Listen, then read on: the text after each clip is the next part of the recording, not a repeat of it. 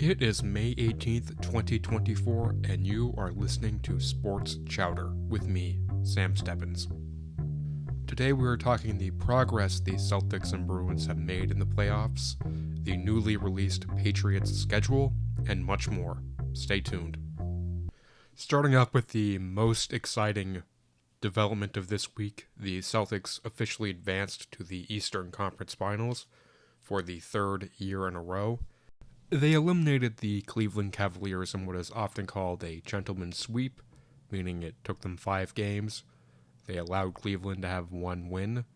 And in that last game, Game 5, Boston won 113-98. Winning any game, especially in the playoffs, is never easy. You have to, as a team, show up, be prepared, and execute. So I'm not going to take that away from the Celtics, but so far this playoff run has seemed pretty easy, at least from my point of view. And that's fine. I really don't want to battle in the first and second round. We've been through enough with these guys. They've fought hard. They've lost in the finals. It's nice to get some easy wins. And I'm guessing the Eastern Conference Finals will be more competitive.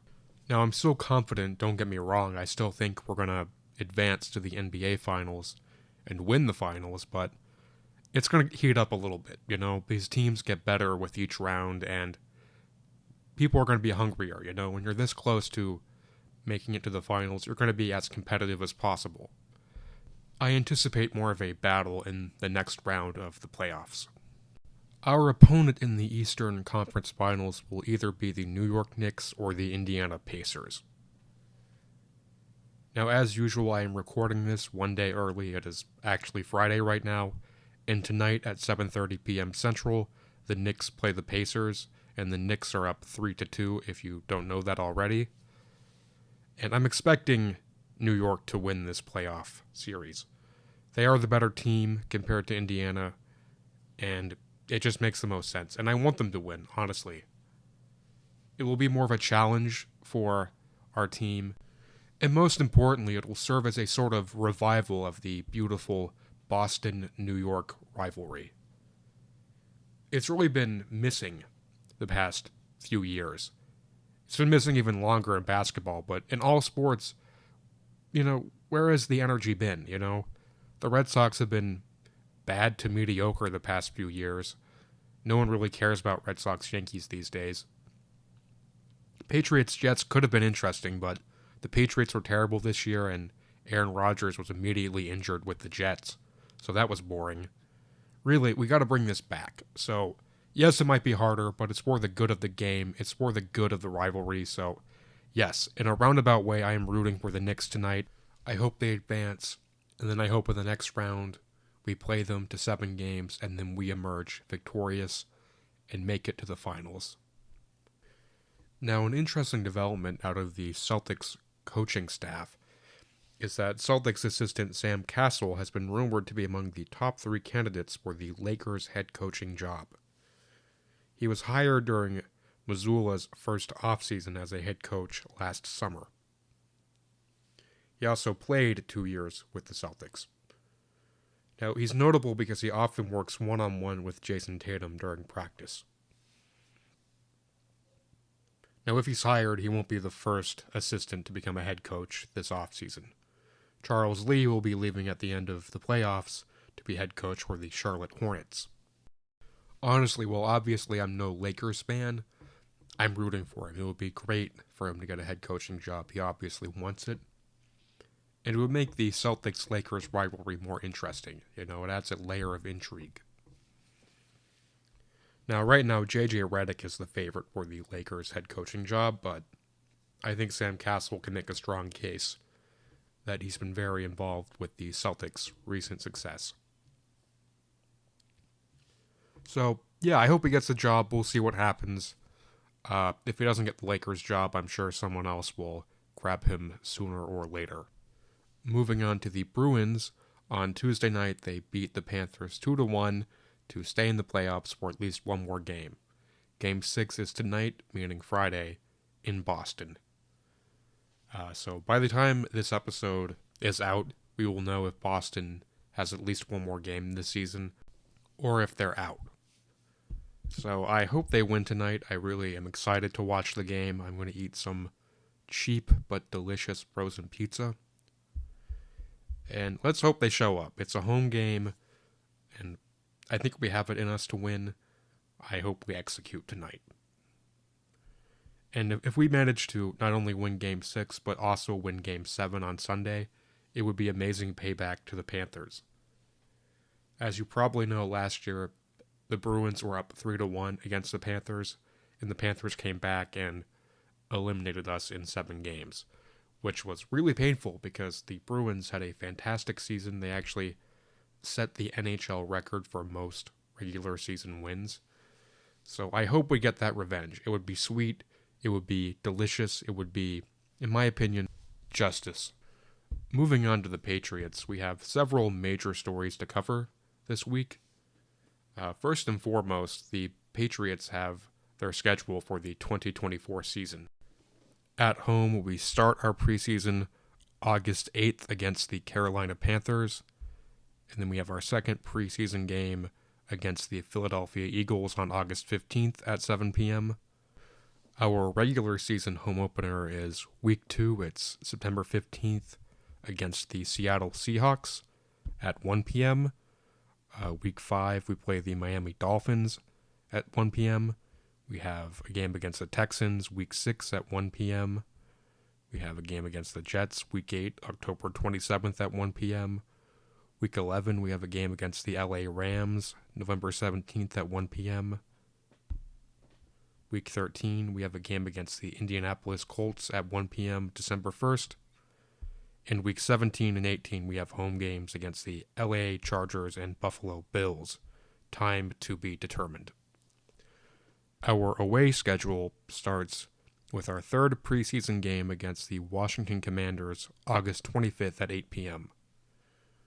Week 1 of the regular season, we play the Cincinnati Bengals at 1 p.m. September 8th. Week 3, we play the New York Jets September 19th at 8:15 p.m. September 29th at 4:05 p.m. we play the 49ers. Week 7, October 20th at 9:30 a.m. we play the Jacksonville Jaguars in London. November 3rd, Week 9, we play the Tennessee Titans at 1 p.m. November 10th, Week 10, we play the Chicago Bears at 1 p.m. Week 12, November 24th at 1 p.m., we play the Miami Dolphins. December 15th, Week 15, at 4:25 p.m., we play the Arizona Cardinals. And finally, December 22nd, Week 16, we play the Buffalo Bills at 1 p.m. Those times are Eastern, by the way. Now, what I'm not going to do right now is predict our win-loss record. I'm not going to say which games I think we'll win and which I think we will lose. Frankly, there are just way too many unknown variables with this Patriots team. For one thing, we're not sure who our starting quarterback will be to begin the season and if that quarterback will remain the starter. And we also don't know how these recently drafted wide receivers will play into our offense. So really, it could go so many ways. One thing I will say is I believe the Patriots will be better this season than last season. I'm not sure by how much. It could just mean 6 wins. It could mean 8 or 9 wins. I don't know. I think this year is a year of transition, a year of new beginnings. It's time to build up. So it might not be that much better on paper, but in the grand scheme of things, it will be a turning point to a new chapter. I really hope, and I really believe that. Now, some games I am looking forward to this season are against our divisional rivals, for one thing, especially Buffalo and the Jets. I do think we can beat them both maybe once this year. It would be nice. It would keep the division more competitive. I think we have the juice to do that. I'm also looking forward to Week 10 in Chicago. Hopefully Drake May will be starting by then. It'll be a nice matchup between the number 1 pick and the number 3 pick in the draft. Otherwise, we'll have to wait and see, I say that so much, but that's just the truth.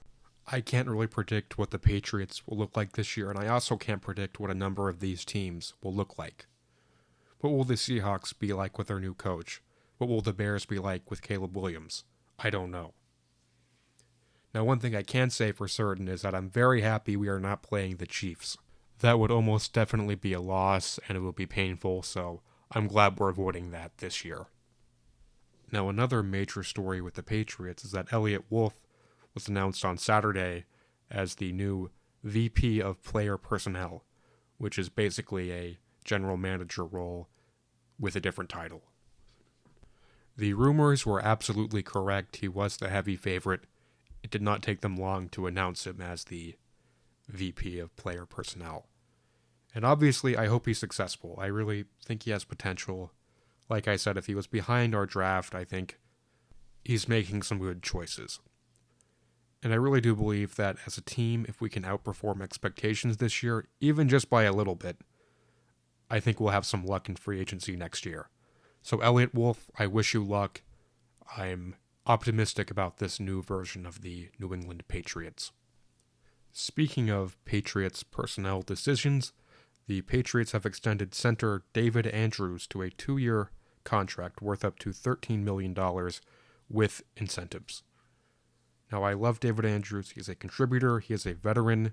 He's good to have around. We have some continuity from our past championships, but he's also still a contributor. So that's what's really important. He can do both those things, fulfill both those roles.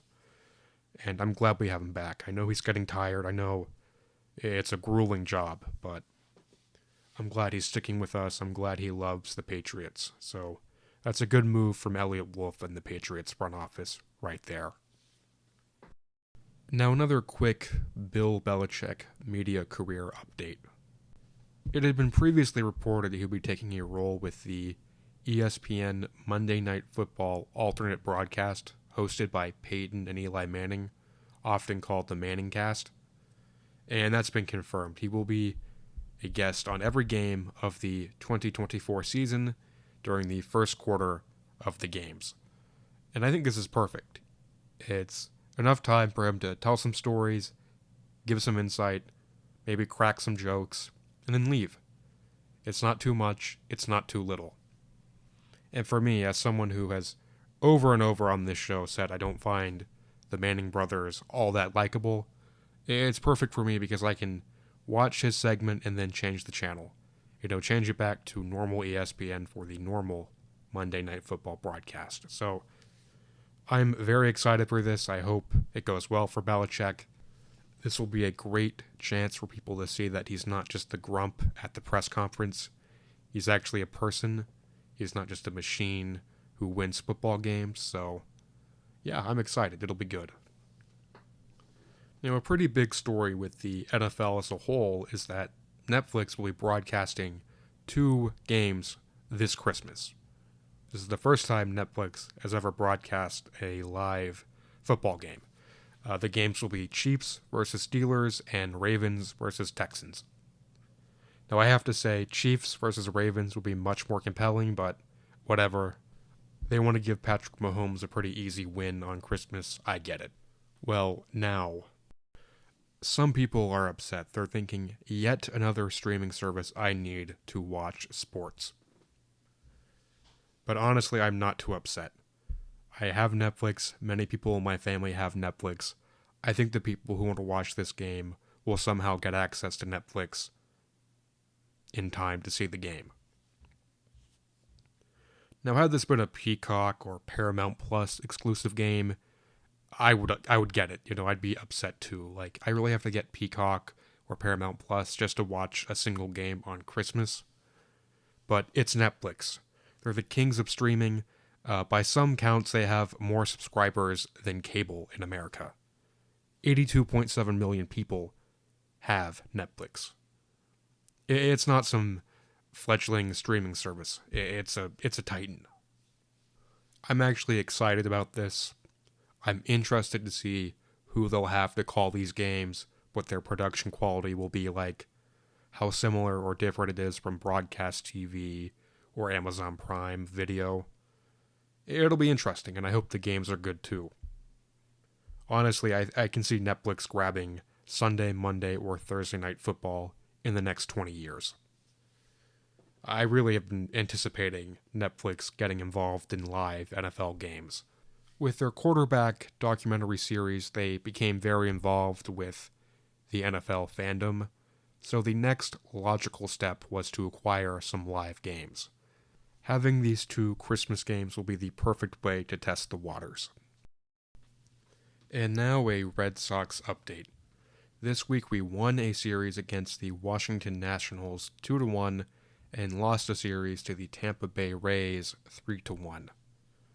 This weekend we have a series against the St. Louis Cardinals. They are currently 18-25. We are 22-22, so we're a little bit better. I hope we can get a series win. That would be really nice. I think it's really a little bit painful, a little bit funny that the Red Sox are 22-22. We are perfectly mediocre as it stands right now. Sometimes we win, sometimes we lose. That's it. So far this season, our pitching has often been great.